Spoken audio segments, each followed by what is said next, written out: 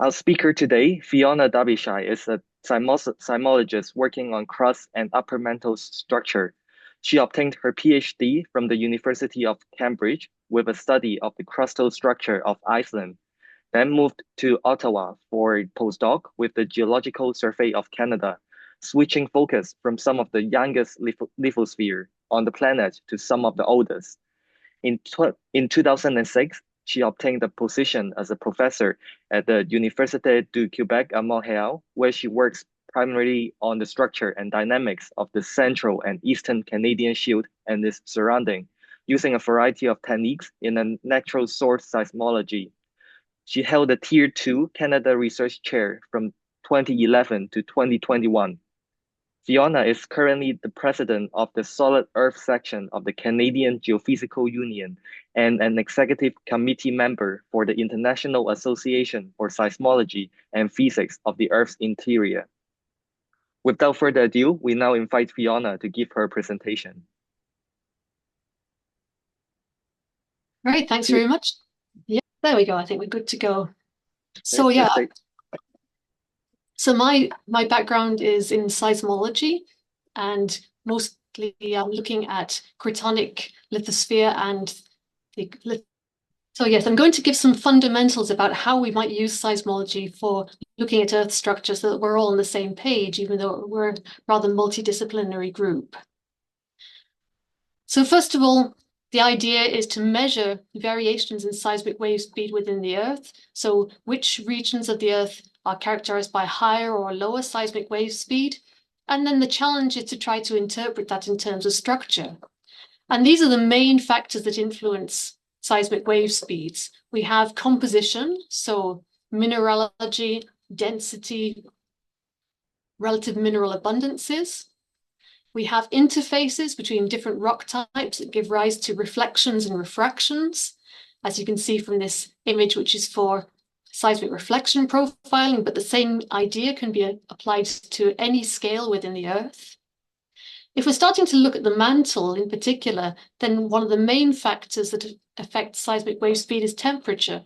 So as you see in this graph here for shear wave velocities, as the temperature increases, the shear wave velocities decrease quite dramatically. And the secondary effect is here shown for composition, where we have these three different graphs where superimposed over that general decrease, we have variations which we can attribute to composition. We also have to think about structural alignments, whether that be different layers of different materials or what they call shape-preferred orientation, so aligned dikes, melt lenses in certain cases, or indeed crystal alignments, which may be due to stresses, including sublithospheric mantle flow or deformation within the lithosphere. So what about exploring the continental lithosphere seismologically? So we can remind ourselves that the basic fundamental definition of the lithosphere is that mechanically strong outer layer of the Earth, so the crust and the uppermost mantle. And it's also the area where heat is transported by conduction.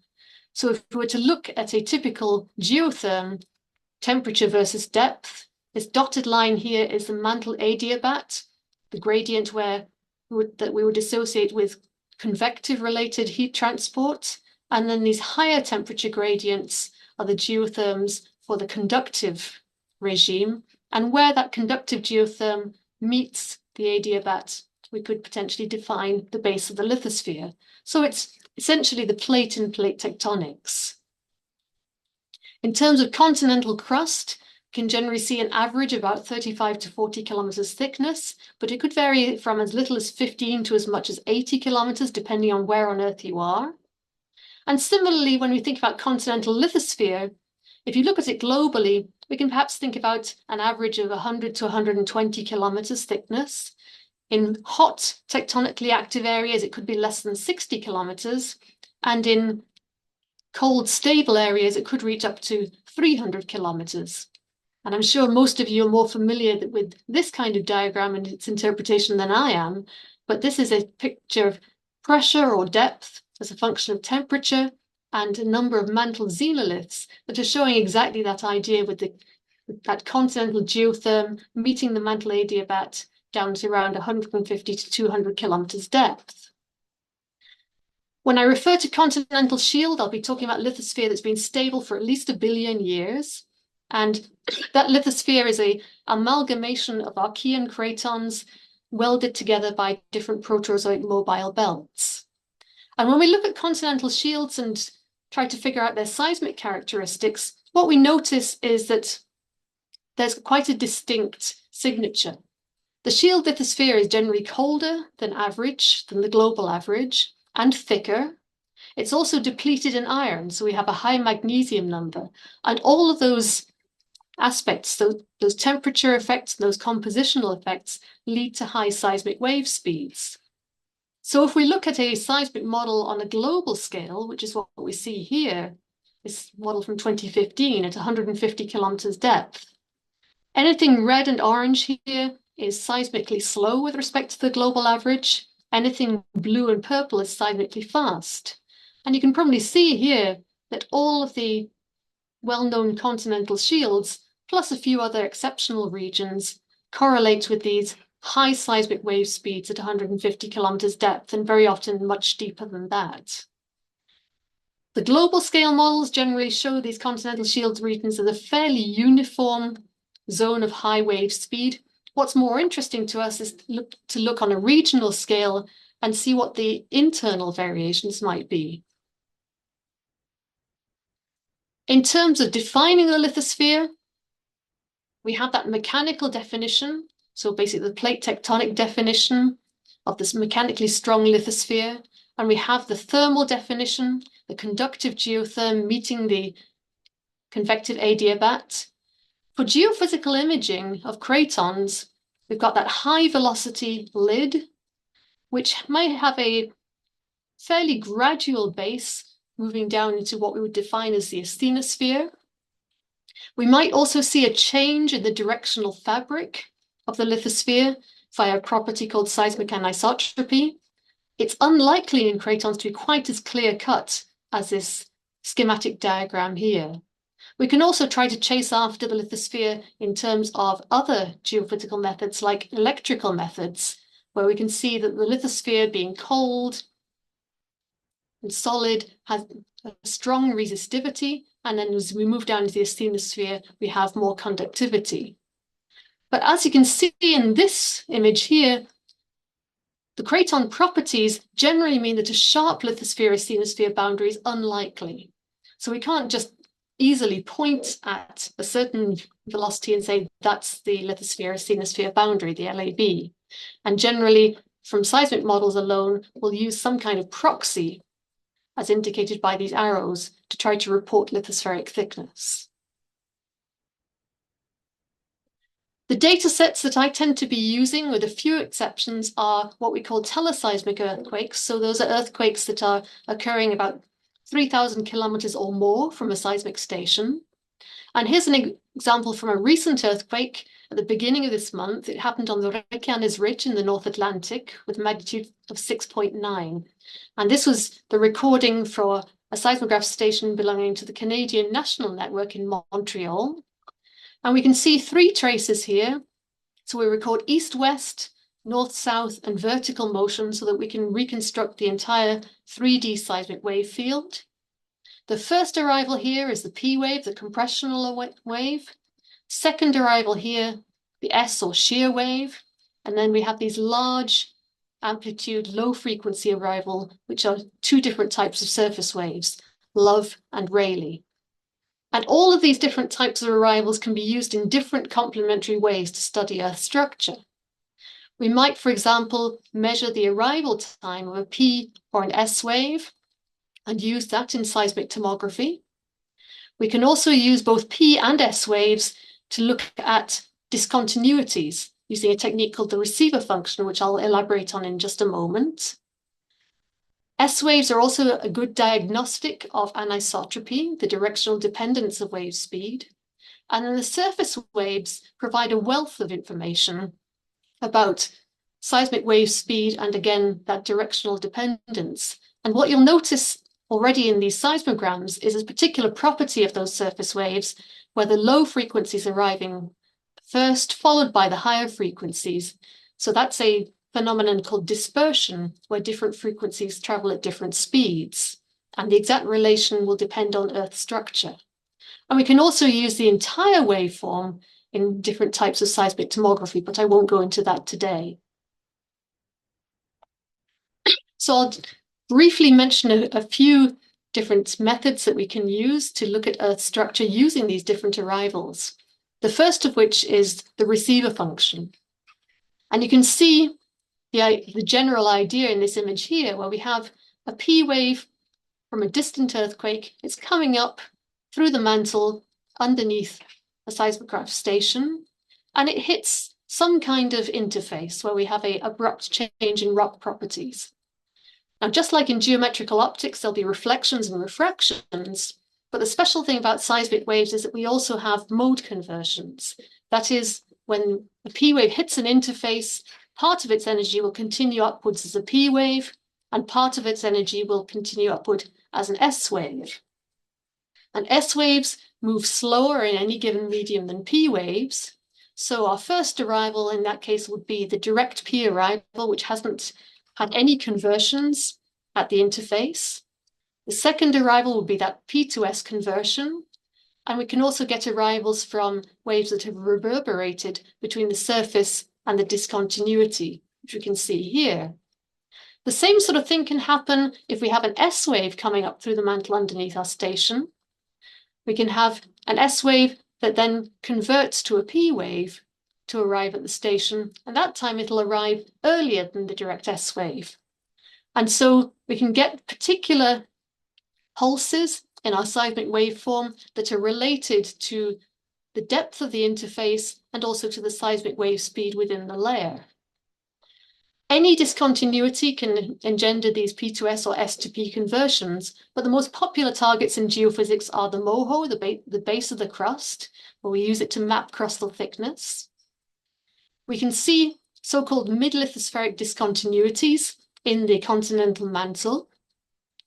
We can perhaps try to image the lithosphere-asthenosphere boundary if it's a sharp enough interface. We can also use it for mapping out subduction zones, because the top and base of slabs will also give a fairly large velocity contrast, and also deeper structure within the upper mantle and the transition zone at several hundred kilometers depth. So here's an example of some receiver function studies of the North American continent. And basically, when they started using S2P receiver functions, people were seeing a ubiquitous negative arrival indicating a velocity drop at around 60 to 120 kilometers depth. Everybody got very excited about that and said, it's the lithosphere-asthenosphere boundary. But then, when it was looked at in the context of other seismic methods, they realized that in some places that was most likely explanation. For example, here in the tectonically active west and in the east. But in the stable cratonic regions, it simply wasn't coherent with other seismic methods. And so they realized that it must be some kind of discontinuity in the mid-lithosphere. And if you take a transect across North America, which is possible using some of the more recent seismic networks, you can really see this idea. So the dashed line here is a prediction of the lithosphere-asthenosphere boundary based on other seismic methods. And then these blue and red stripes here are the data from the receiver functions, where the red indicates a sudden increase in seismic wave speed with depth, and the blue a sudden decrease. And out here in the far west, tectonically active region, you can see that the different definitions of the LAB match up very nicely. But once you get into the cratons, you can still see a fairly strong negative arrival, but it's been interpreted as a mid-lithospheric discontinuity. And when you get down to the depths that other methods suggest the lithosphere-asthenosphere boundary should be, there's really not very much energy down there. So we have to ask, where exactly is the LAB below the cratons, and how can we reliably define it?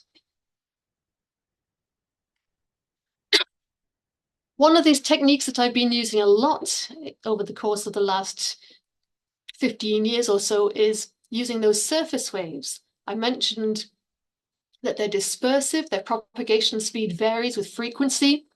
Usually we tend to use period, one over frequency for our measurements for convenience sake, because the frequencies are so low. The exact relation between the seismic propagation speed and the frequency depends on the average structure of the path along which those surface waves have traveled. So that could be from an earthquake to a single seismograph station, or it could be between two stations that are aligned with the earthquake path. We have different ways of measuring the propagation speed. It could be related to the speed associated with a particular frequency, which is called the group velocity, or the speed associated with a particular phase, a peak or a trough, which is called the phase velocity. And they're both having complementary sensitivities to Earth structure. Now, this average structure along the path presents a bit of a problem, because even if we have two stations that are only a few hundred kilometers apart, it's still not really giving us a very good mapping of the seismic structure. So this is where the surface wave tomography comes in.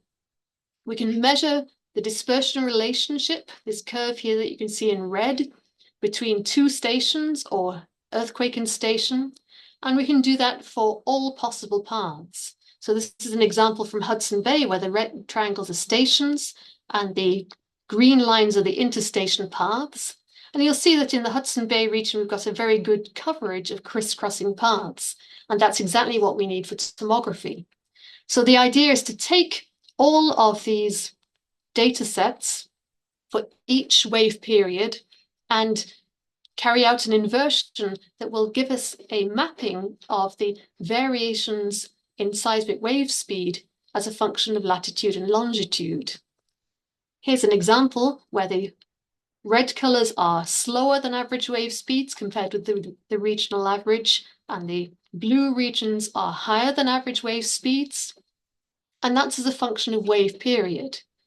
Now, wave period will be sensitive to different depths depending on which period it is. So you could stop at this stage and interpret the results in a tectonic context, or you could carry on, and for each point, each grid point in the phase velocity map, we now have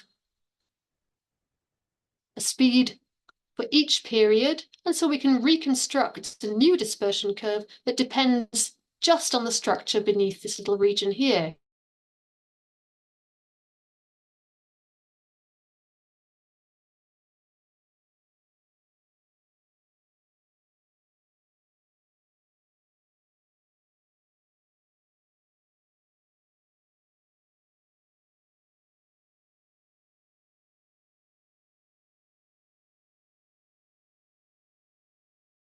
If we've done that for every single grid point, we can interpolate them to create a shear wave velocity model. So in that case, we'll have latitude, longitude, depth, and shear wave velocity. And here's just an example for a slice at 120 kilometers depth. And I'll come back to this particular model a little later on. Final method that I'm going to mention is seismic anisotropy, the directional dependence of seismic wave speed. Depending on the scale that you're looking at, it could be caused by mineral alignments. So for example, you've probably seen in highly metamorphosed rocks how the different minerals such as micas and so on are aligned in a particular direction, which is related to the deformation.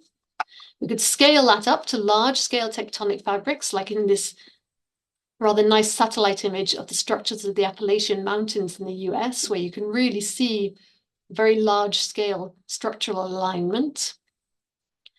In the mantle side of things, we can have plate motion causing basal drag and therefore stress and strain in the lower lithosphere, causing alignment of olivine crystals. And that can also be caused by mantle convection, so active mantle flow. You can see these arrows here. Again, that's a stress and a strain, alignment of olivine crystals, and therefore seismic anisotropy, which is measurable. We can measure seismic anisotropy by looking at the behavior of shear waves. We have an incoming shear wave which enters an anisotropic medium, and it undergoes a change in properties where it splits into two quasi-shear waves, one of which has a polarization of oscillation that's aligned with the structural fabrics, and the other one perpendicular. And you can see here that they travel at different speeds. And it's possible to measure that polarization angle and that difference in speed between two shear waves and come up with an idea of how the seismic anisotropy is oriented in the medium of interest. In terms of the work that I tend to do for our data sets, our sources are large global earthquakes. So here's a map of earthquakes of magnitude 6 and higher since the year 2000. Over 3,000 events listed on this image here. And then we have to have receivers in the regions of interest to record those earthquakes. So these are broadband seismographs in Canada from the mid-1990s onwards. Very variable durations of operation. Some of them are permanent. Some of them were just out for a few months or a couple of years to record earthquakes for a specific project. And then in the 2000s and 2010s, we also had the EarthScope transportable array, which covered the entire lower 48 states, parts of southern Canada, and then Alaska, Yukon, and northernmost BC, gradually in a series of stripes that marched across the continent. So we do have a lot of very good data to play with and to use all these different complementary techniques. So I'm going to give you some case studies from these areas that I've marked here: the Western Eastern Superior Craton, the Trans-Hudson Origin, and also the Greenland cratons, to show you how these seismic models have given us some clues about lithospheric architecture and plate tectonics. So first of all, Hudson Bay. So I showed a few of the data sets when I was giving the example about how surface wave tomography works. These are a set of phase velocity maps at different periods, 40 seconds being sensitive to the lower crust and uppermost mantle, 80 seconds the upper lithospheric mantle for cratons, 120 lower lithospheric mantle and just probing down into the asthenosphere. Again, the blue colors represent faster than average wave speeds and the reds slower than average. And these bars that you can see on the images, those represent the direction of the seismic anisotropy, the structural fabric in this region. In this particular study, I took those phase velocity maps and I took it to the next step. So inverting for shear wave velocity as a function of depth. So here we see depth slices at 50, 85, 140, and 200 kilometers, as well as a cross section across Hudson Bay. Now, Hudson Bay, of course, is essentially cratonic. We've got the Ray-Hearn domain on the one side, the Churchill Craton, and Superior on the other, Trans-Hudson Origin, Paleoproterozoic in between the two, representing the terminal collision. We also have the Hudson Bay Basin, which seems to be giving some kind of signature in both the wave speeds and the anisotropy, even down to 50 kilometers, probably due to the tectonic stresses. What's really interesting in this region is when we start to look at the upper lithospheric mantle. So we have these two very high wave speed cores, here and here, and in between them, a curtain of lower seismic wave speed. It's still seismically fast compared with the global average, but it's a significant anomaly compared with the cores around it. And that dies out by the time we get to about 180, 200 kilometers depth. We can see that very nicely in the cross section here. The other thing we can see is a very highly stratified lithosphere, because this signature only goes down to about 160, 170 kilometers.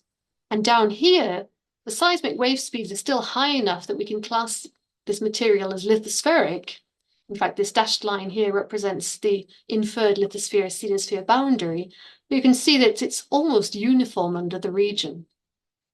So the scenario we came up with was that we know that the Churchill Craton and Superior Craton were separated by a Pacific scale ocean back in the Paleoproterozoic.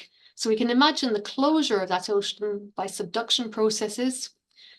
There are also some arcs and microcontinents that are not shown on this cartoon, but they're within that ocean basin, and they're going to create this structure that we see here. So the terminal collision between the Churchill and the Superior was essentially imperfect because of the shape of the Superior craton with respect to the Churchill. Materials trapped in between, so microcontinents and arcs. At some stage, presumably, the subducting slab would have dropped off. And then later still, we have the accretion of a basal layer, probably due to thermal cooling. And so that's what's giving us that stratified lithosphere.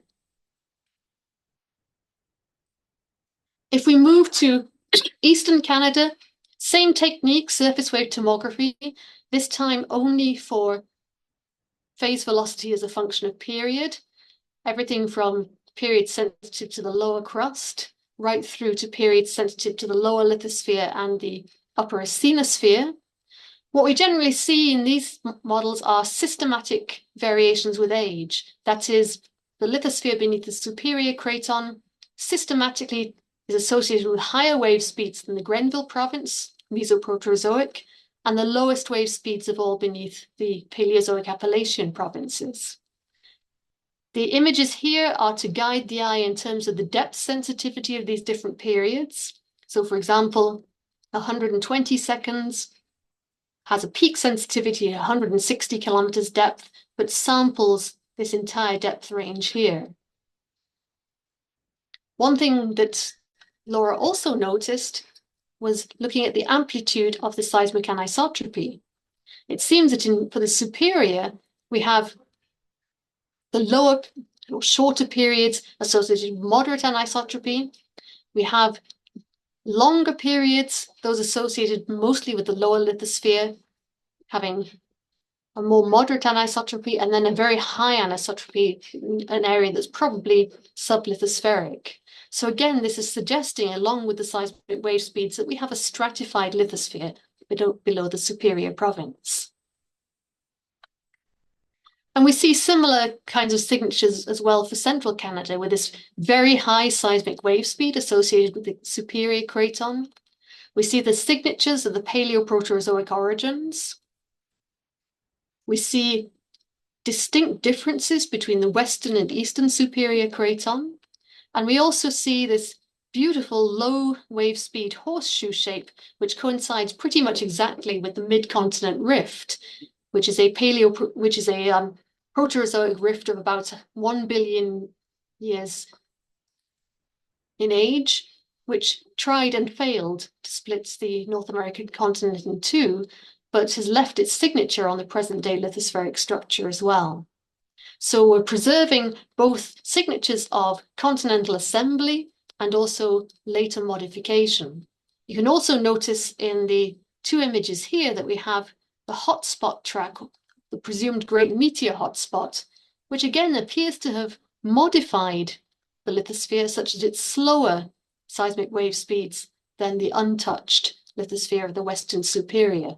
So we've got this overprinting of the lithospheric assembly by plume and rifting activity. Now, those images in the last two slides showed phase velocity maps, so essentially surface wave data, and we didn't go to the straight inversion for depth. What we did instead was an extra step, rather more complicated, but giving us a much better idea of the lithospheric architecture, and that's thermochemical modeling. So the system uses a code called LitMod, developed by Juan Carlos Afonso. And the idea of LitMod is that it's a multi-observable technique. So it's putting together information from geophysics and geochemistry. So the input data that we have for the models are our surface wave dispersion curves, the geoid, topography, heat flow, some other seismic tomography inputs to constrain the deeper structure. And then on the petrological side, we use information from a global xenolith database. And I'd like to emphasize that that's a global database. It's completely wide open in terms of allowing for different compositions to be inferred from the data sets. And this is being applied in this particular case on a grid point by grid point basis. So it's a 1D inversion, which can then be put together by spatial interpolation to make a pseudo 3D final model. And what comes out of the model is distributions of temperature, density, and composition in terms of these oxides, and also derived from that the magnesium number, so we can get an idea of the depletion of the lithosphere. We can get an idea of the depth of potential mid-lithosphere discontinuity, and based on the temperature structure, we can get an idea about the base of the lithosphere. So if we look at this temperature profile here, we can see where it intersects with the adiabat. That would be our definition of the LAB. Derived from that, we can also model some of the other geophysical outputs, such as shear and P-wave velocities, to compare with existing seismic-only models. So the results here are two maps of the lithosphere, magnesium number, so assessing the degree of depletion. Just like in the Hudson Bay seismic model, we see that there's a stratified lithosphere. The upper lithospheric layer is the most heterogeneous and also in places the most depleted. We can see these cores in the eastern and western superior. We can see a very distinct signature of less depleted material that coincides spatially with the trans-Hudson origin. And we can also see this more fertile material that coincides with the position of the mid-continent rift. And then on this side of things, we can see a systematic variation where the Grenville has a more fertile lithosphere than the superior craton. In the base of the lithosphere, the lower lithospheric layer, it's less of a tectonic pattern and it's overall more fertile. But again, there's still quite a bit of heterogeneity. Again, based on the temperature structure, we can infer the lithospheric thickness, which in the superior craton could reach as high as about 300 kilometers. And here's a temperature structure at about 200 kilometers depth. So again, that shield lithosphere being very cold compared with the global average. So we see a thick chemically stratified lithosphere. We can map out the temperature structure, and we also see these very distinct thermochemical signatures related to the evolution of the continent and later tectonic modifications. Our collaborators have extended that to a full 3D model by adding some extra data sets to constrain certain features more in more detail.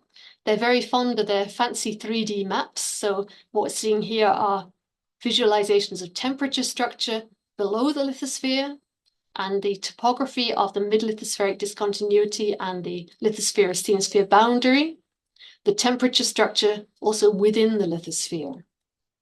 And here is their updated magnesium number map for the upper lithospheric layer and the predicted lithosphere-asthenosphere boundary. What they also did was to compare the compositions coming out of LitMod to the compositions for different xenoliths in the region. So places like Rankin Inlet or Atawapiskat and Kirkland Lake. And what they found was that there was a very good correlation between the compositions inferred from LitMod and the compositions of those xenoliths. And that's an interesting point because remember that the input data set is a global distribution of petrology and not localized. So the fact that it's come out quite so well in terms of that correspondence is a feather in the cap for the technique. I co-supervised a master's student recently who applied the surface wave tomography technique to the entire Canadian landmass. These are some examples of her phase velocity maps. We can see at a large scale the kind of signature that you would expect from the difference between a continental shield with high seismic velocities and the Cordillera, tectonically active regions with low seismic velocities. But we can also see, just as in the regional models, a lot of heterogeneity in the interior of the shield regions. So we can infer, even before doing any depth inversions or litmod type modeling, that we have thick cratonic lithosphere, thin cordilleran lithosphere, and we can also see here with these magenta bars, we have some very complex patterns of anisotropy, which will need to be interpreted in terms of tectonic processes of, again, both assembly and evolution. So this is still work in progress. We have the phase velocity maps, and now we have to tease out the information that's contained within them. Moving further to the north and the east, I trained a student at the University of Ottawa who was applying the same technique to the Greenland landmass. And so again, we've got a set of phase velocity maps here with the guideline for the depth sensitivity of the different periods, 25 seconds, lower crust and uppermost mantle, 66 seconds, upper lithosphere, 122 seconds, lower lithosphere, and 179 seconds, a mix of lithosphere and asthenosphere, those definitions being for the Greenland cratonic landmass, of course. And on these two images here that are most sensitive to the lithosphere, we've superimposed the inferred tectonic boundaries for Greenland. Some of these are very well established from gravity and magnetics and other studies. Some of them, these thinner lines here, are still controversial. Of course, with Greenland, we can't just go out there and geologically map it because most of the island's covered by a large ice cap. So there's a lot of interpolation and indirect inference. But what came out very, very nicely from this study was once we started to look at the patterns of seismic velocity variation, we could start to see subdivisions that correlated with the inferences of tectonic subdivisions of the Greenland shield. We can also see signatures associated with later tectonics, such as the Caledonian, Eldmerian orogenic belt, and then also signatures of changes of seismic anisotropy with depth. So perhaps decoupling between the stresses in the crust and stresses in the mantle lithosphere. We also see very distinct differences between the Greenland and Canadian cratonic lithosphere and the oceanic lithosphere of Baffin Bay, the Labrador Sea, and the North Atlantic. And once we get down to the deepest depths, we can see this localization of the low seismic velocities beneath Iceland, most likely associated with the Iceland plume. And as we go to longer periods and therefore deeper depths, the center of that anomaly migrates its way beneath Greenland. And so we can see some signatures of interaction between the plume and the continent. And in that case, we can remind ourselves that the plume-continent interaction could be quite important for mineral deposit locations. The group also carried out litmod thermochemical modeling, and various other groups have tried to define the lithosphere-asthenosphere boundary beneath Greenland using a variety of different methods. There was a workshop about this, these ideas back at the beginning of last year, and it was interesting to explore the similarities and differences between the different models. They're all derived from different data sets and different methods, so you wouldn't necessarily expect them to be exactly the same. But even so, there are certain notable similarities and differences. So in these images, the blue colors will represent a thick lithosphere, so what you might expect for cratonic region. The beiges and browns, thinner lithosphere, 100, 120, perhaps a good global continental average. Once you get down to these very dark oranges, that's really thin lithosphere. And so what you see for Greenland generally is that we have this thick cratonic lithosphere in many places, not counting the edges where, of course, we have quite a lot of interaction with the active plate spreading processes, but almost universally you can also see this track of thinned lithosphere somewhere across the middle of Greenland. There's been a lot of work done by various authors about potential plume tracks, so the interaction of what's now the Iceland plume with the Greenland landmass prior to North Atlantic breakup. And we're probably seeing that directly in these models. And that can be also seen very nicely at a larger scale, where LitMod was applied to the entire North Atlantic region using a large-scale seismic tomography model. You can see the very low seismic velocities and high temperatures, shallow lithosphere boundary associated with the oceanic regions, and again, thicker lithosphere, but with some kind of track beneath it below Greenland. And this image here shows the magnesium number, the degree of depletion. We can really see the amount of heterogeneity beneath both Greenland and the corresponding European cratons. Just as in the Canadian study that I was mentioning before, the group also compared the geotherms for the model with data from xenoliths. This is a 1D temperature profile from Western Greenland, and you can see that the modeling has actually predicted very well the pressure temperature distribution that one can infer from the mantle xenoliths. So that again, that suggests that the model's really on the right track for understanding composition, temperature, and lithospheric architecture, albeit at a relatively large scale. Where does that really fit in with mineral deposits?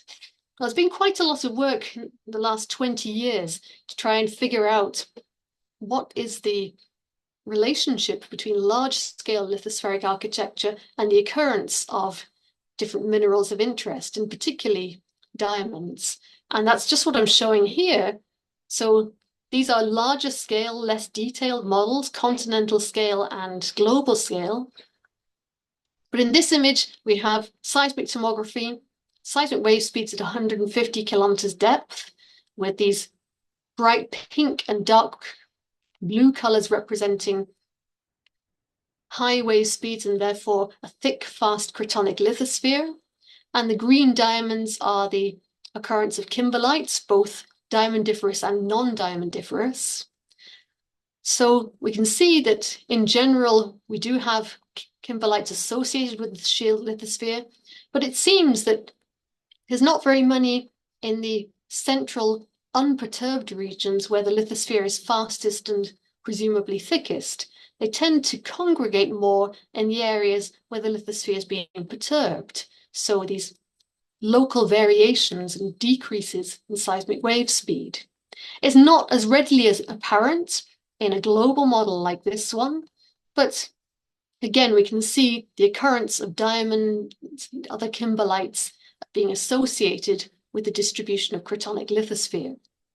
And this image from 2013 is essentially attempting to explain this kind of spatial correlation, where we have our thick, fast subcratonic lithospheric mantle, ideal temperature pressure conditions for diamonds to form, but then we need some kind of mechanism to get those diamonds to the surface. So perhaps plume interaction or some other tectonic modification provides the conditions necessary to refertilize and metasomatize the lower lithosphere and potentially bring those diamonds and other minerals to the surface via magmatic activity. So again, the total lithospheric thickness, its stratification, and the implications for lithospheric modification are all very important factors.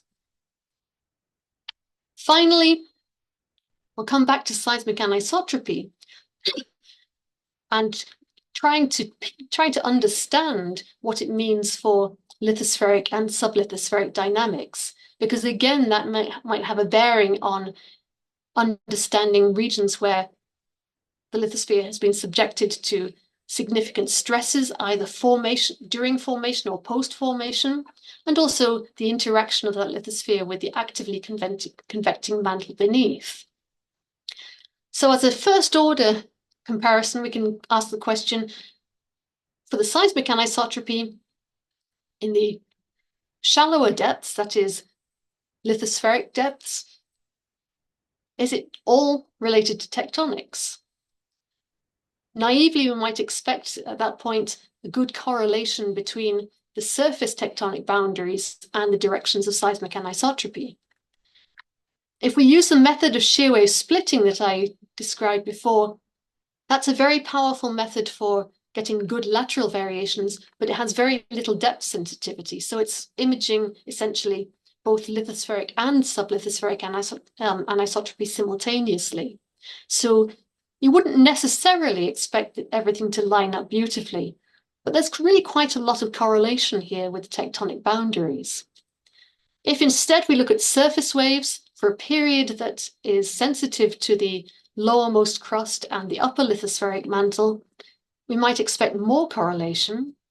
And there does seem to be quite a good agreement. So these east-west alignments in the western superior, these north-south alignments in the eastern superior, for example.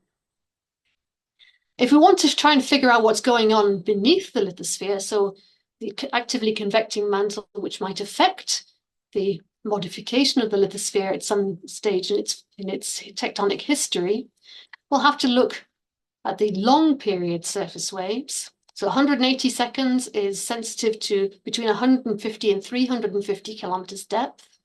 Not ideal because in this part of Canada, essentially we were seeing a mix of lower lithosphere and asthenosphere.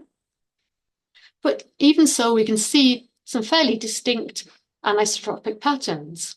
What can we compare those with? If we want to look at active mantle flow, we might choose one of the many global geodynamic models that are out there. So this is an example of that, where the researchers have inferred the patterns of mantle flow. So the colors represent upwards and downwards vertical flow, and the arrows represent horizontal component of flow. And if all seismic anisotropy at this wave period is due to mantle flow, we might expect a correlation between the directions of these horizontal components of mantle flow and the directions of our anisotropy. Again, it's not perfect, but there's quite a good visual correlation. And so I think there we're starting to get at an idea of how sublithospheric mantle might be interacting with the lowermost lithosphere. And one of the pieces of further work that I'm aiming for at the moment is to take these seismic anisotropy measurements at different surface wave period and try to tease out the exact depth variations. So final summary, if we look at a map of Canada and the complex tectonics of the Canadian Shield with its Archean cratons welded together by Paleoproterozoic origins, and then the later accretion of Mesoproterozoic orogenic belts and later tectonics, plus all the things that have happened to the center part in the meantime, such as the mid-continent rift and various other plume-lithosphere interactions, we can see these complex tectonic histories preserved in the present-day seismic structure. We see that in general, the shield lithosphere has high wave speeds. It's very thick. The interpretation of those high seismic wave speeds is that it's cold and depleted. We see thinner lithosphere beneath the Appalachians and thinner still beneath the Cordillera. And we also see distinct signatures related to the Paleoproterozoic and younger Proterozoic origins. We've seen also from the depth-dependent work that both in terms of seismic anisotropy, seismic wave speed, and that thermochemical structure, that the thick shield lithosphere that we see in this core of Laurentia is quite strongly stratified, the upper layer generally being more depleted, particularly in the regions where we see the Archean cratons, and the lower lithosphere being rather more uniform and rather more fertile. And also that later tectonic processes, such as the mid-continent rift, have actually left a distinct mark on the temperature, composition, and density structure of the lithosphere. When we do basic correlations with the occurrence of mineral deposits, we also see that if we have thick cratonic lithosphere, ideal for the formation of diamonds, if it's modified by later processes, plume interactions and later tectonics, which lead to erosion, thinning, and metasomatism, those are our best possibilities for mineral prospectivity, because it's those kind of processes that will bring the deep minerals, such as the diamonds in the lower lithosphere, up to the surface. So I'll finish there just by some acknowledgements and contributors. Obviously, this is an overview of work that's been done by many different authors, many different groups, and with the aid of a large number of institutions and funding agencies. So thanks very much. Thank you, Fiona. Great presentation about using seismic tomography to understand the lithospheric structure and also its potential application to mineral deposits. So now we have 10 to 15 minutes for Q&A, and feel free to turn on your microphone to ask question in the chat box. The floor is open.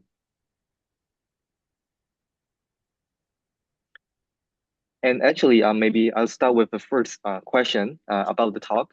So Fiona, when you mentioned about stratified lithosphere using to detect the stratified lithosphere using the seismic tomography, are you mainly referring to the Mg number only, or is there any implication in other geochemical signature? And does it indicate and what is the correlation between your data and the Mg number? Is it like based on experimental study? And can you elaborate a little bit on that? Yeah, so in terms of the initial estimates of stratification, those were based entirely on the seismic wave speeds. So we're seeing a lot more heterogeneity in the upper lithospheric layers and rather more uniformity further down in the lithosphere. And this was later confirmed by the LitMod modeling.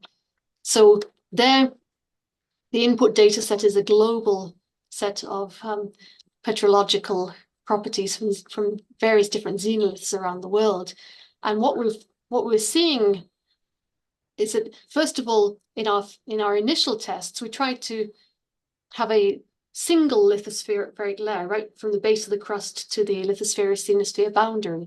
And we discovered that it was impossible to fit the surface wave seismic data using a lithosphere like that. So we had to divide it into two layers, with in general, the upper layer being more depleted than the lower layer. And then we were able to tease out the lateral heterogeneities, the spatial changes later on from that. So the way that LitMod is set up is that it's based on outputting composition in terms of oxides, so magnesium, iron, calcium, and aluminium, and then the Mg number is derived from that. So we can see those signatures of stratification and different degrees of depletion in all of those different oxides.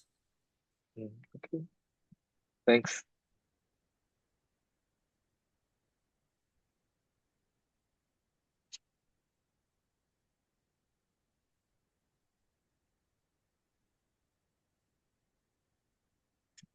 So feel free to turn on your microphone and ask question, or if you type it in the chat box, I can help to read it out.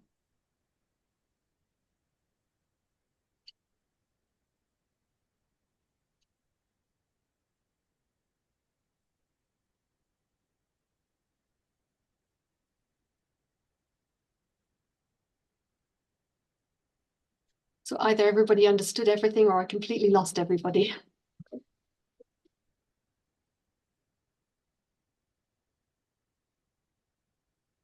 Since no one asked questions, I'll maybe start, and I have so many questions. So, Fiona, Okay. can you go to one of your first slides when you introduced the methods? You showed that global map. Oh, yes. A 10-year-old map. Was it Schäfer and Lebedev, if I remember? Yes. The one that's at the bottom right of my screen right now. Yes, yeah, exactly that one. Yeah. So I remember one thing that I always wondered about those global maps. You may remember that paper by Begg and Griffin, and they published that map for Africa, and in West Africa, they actually extended their low, the high velocity area, cratonic area, even in the Atlantic. So do you think that was just a mistake and the Schaeffer and Lebedev corrected that mistake? Or do you think there is some truth in that? And indeed, we have that craton in West Africa, which is at depth more like larger than what we see on the surface. It could be either both or neither, to be honest, because there's various different factors to take into account. One is that the large scale features of different global tomographic models are generally very similar, but the details are very often different, and that can be a factor of data coverage, data type, and the parameters that have been used in the modeling. The other factor is that I think very often the cratonic lithosphere can extend a little ways offshore. So beneath the continental shelf of Greenland, for example, there's areas where the lithospheric thickness and properties are more consistent with a cratonic signature than, say, a ordinary passive margin signature. You're unlikely to have that craton extending too far into the oceanic regions because, of course, as soon as you get into the main oceanic lithosphere where the seafloor spreading has taken place, then it could potentially protrude a little further than, say, the continental shelf, but it's not going to be able to go much further than that just because of the tectonic environment. So I haven't looked in detail at the Begg and Griffin model for quite some time, but there's always going to be a certain amount of play in the exact positions of these anomalies. And as the tomographic models improve and as the data coverage improves, then one would hope that the models get more and more similar and converge. But again, there's a lot of different parameters that can go into these models. And so they're never going to be exactly the same. So you think that it might be real, not just the result of the low resolution, because we know maybe the geographical resolution will be plus minus 100 kilometers, and that's why we're extending, protruding a little bit into the ocean and into the shelf, yeah? I think that would be that could well be part of the answer, because particularly the resolution beneath Africa is not particularly good. There's not very many seismograph stations in northern and central Africa, but there could be a certain amount of protrusion beyond the coastline. Mm-hmm. But again, one would have to look very carefully at each of the tomographic models, hopefully on a regional scale, and actually test what the resolution really is. Because in some areas, there could be a certain amount of smearing of structure laterally in one direction or another. And in other areas, it can be quite well constrained. And without doing those resolution tests, you're never going to be 100% certain. Mm-hmm. Mm-hmm. Okay. Do we have questions before I go further? Maybe someone else would like to ask something? Okay, so then can we go to your slide where you're showing your Hudson and Superior model, where you discussed LithMod, and then you showed your results for. So this one here? Oh yes, yeah, that one, yeah. So you see when you're looking at your temperature map here, you do not see your hotspot track.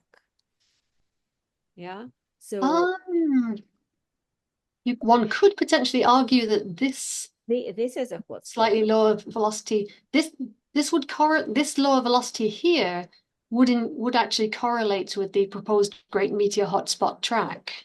Okay. So one thing that's been shown from regional scale body wave tomography is that when we look at the presumed Great Meteor Hotspot track, is that it has a larger seismic signature in the Appalachians and the Grenville, and then a narrower and weaker seismic signature in the central eastern superior here.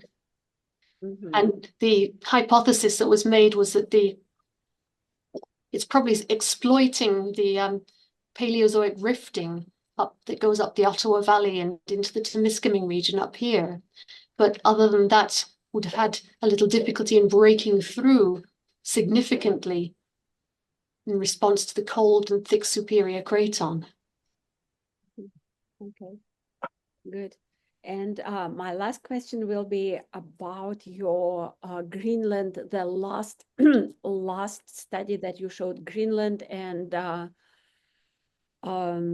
Eastern Canada. Yeah, so this one.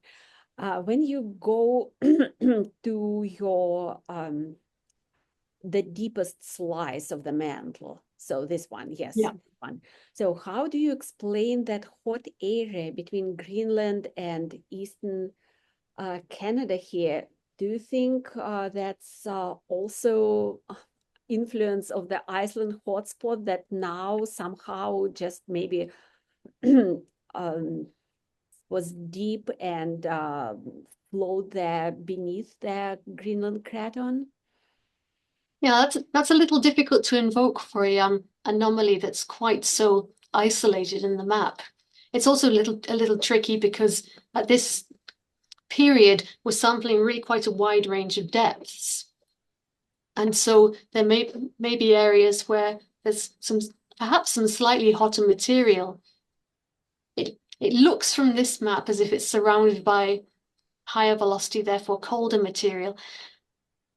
Again, we didn't actually look in a great deal of detail as to the potential causes of this anomaly.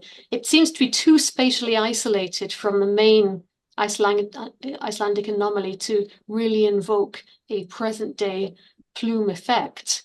So we'll really need to look into these smaller scale anomalies in more detail to be able to answer that question adequately. Okay, good. Thank you. Okay. Okay. Martin has a question in the chat, and he asked, can you comment on the great meteor hotspot and timing of kimberlite intrusions? In terms of the timing, that's constrained by the petrological studies, as I understand them. So you have papers like Heeman and Kjarsgaard 2000. What we're seeing here in the seismic models is a present day structure and trying to infer how that's been shaped by the potential plume-lithosphere interaction. We do see that there is a distinct signature in the upper mantle that could be correlated with the presumed hotspot track, and it is correlated fairly well with the spatial distribution of the kimberlites. We can't really say anything about the temporal distribution because what we're seeing is a present day snapshot of upper mantle structure, and we're trying to infer the tectonic history from that. So we can't really say anything about the timing of the emplacement, but we can see that there's a modification of the lithosphere that correlates with the track of the hotspot.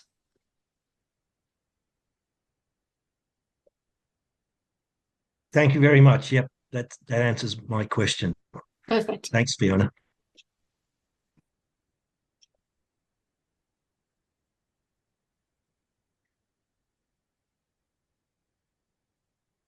And Fiona, can you go back to one slide? I remember that you mentioned about the heterogeneity within the Canadian Shield, and can you explain a little bit about how right about how do you identify those anomaly like based on the factor, and is there like a higher resolution of those heterogeneity that you talked about, and are they identified?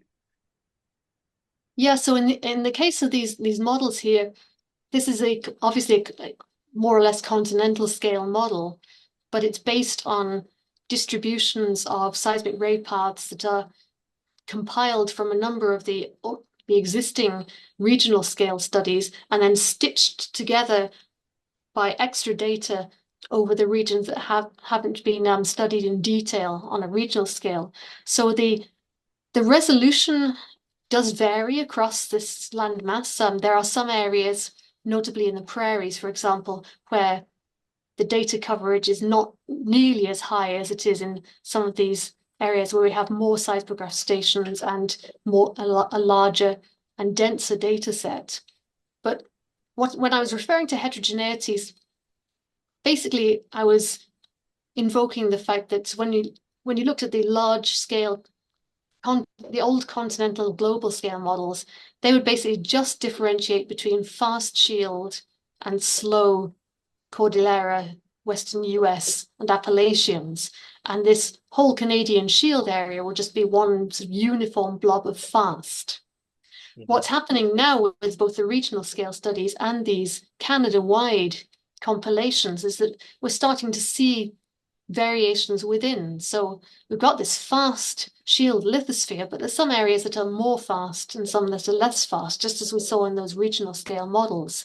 But now that we've got a Canada-wide model that's based on exactly the same parameterization and inversion methodology for the entire Canadian landmass, then we can start making comparisons that aren't really quite so robust if you're just looking at region by region. So the heterogeneities are really these sort of internal variations that it's a little hard to see very well in these maps, but if you really look at some of these areas, you can see that the different shades of blue indicate that there is variation in that lithospheric structure. It's not all just one uniformly fast Canadian shield. Right. I see. I mean, it's a huge area, and it would be very helpful if there's higher resolution to look into those heterogeneity and what are the causes of those. Absolutely. Well, in certain areas there is that higher resolution. So Quebec and Central Canada and Hudson Bay, those regional scale studies that I was showing earlier on in the talk, and there's similar studies also in parts of northwestern Canada and southwestern Canada, but bringing them all together to look at the structure on this larger, more uniform scale is also going to tell us rather more about the assembly of the continent as a whole. Right. Very cool. And also to allow us to make comparisons that are robust, because if you have one regional scale study over here and a completely independent regional scale study over here, you can't easily make direct comparisons because different people have used different parameterizations and different ways of modeling those data sets. But now we've got something that's rather more uniform across the entire landmass. True. Okay, I'll stop recording. Okay.